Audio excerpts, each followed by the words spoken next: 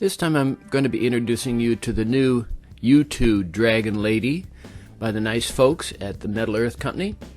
MetalEarth puts out a whole line of all kinds of really interesting kits.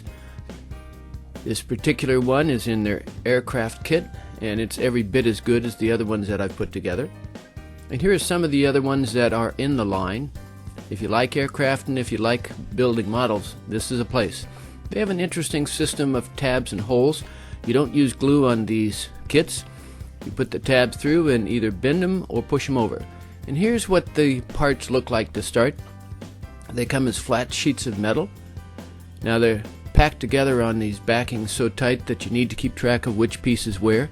And of course, the MetalEarth folks give you lots and lots of directions, and you might notice that there's almost no words. Don't ever break these parts off. Always make sure to nip them off with a sharp set of nippers. And then keep track of which parts you use, because there's so many different parts that go so many different places. So just keep track of them. And of course you do all this bending and moving of the metal. It's really easy working with these tabs and slots, but you do have to make sure you have the tab in the correct slot. Of course, taking flat metal and making it into all different kind of shapes, you're going to need a bunch of different tools. None of these things cost me anything. And you just take and you shape them in whatever shape needs to be done. You do want to be careful that you take your time, and these pieces are sharp, so be careful of them.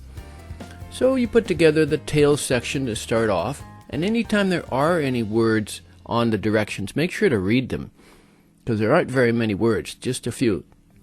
I also keep track of what I've gotten finished and what needs to come next. Well, here's a bunch of parts that are starting to build up. Next thing you do, you build a fuselage, and there's lots of little teeny tiny parts, so be careful as you're putting them together. And sometimes you need to open the holes up a bit to get the parts in. So you just use a sharp knife and it works well. Once you have the basic fuselage put together, then it's time to put the wings on. They were a little bit of a challenge, so take your time. After the wings are on the basic fuselage, well, let's put the tail on. Starting to look like something now. There are a number of small pieces that go together to make the front of the aircraft. Just take your time to make sure to get the tabs in the right holes, and everything comes out really nice. Every one of these kits that I've done, I've ended up having a bunch of little pieces left over. I happen to know where one of those pieces are I missed, but not the other ones. Well, this model came out amazing, this U-2 aircraft.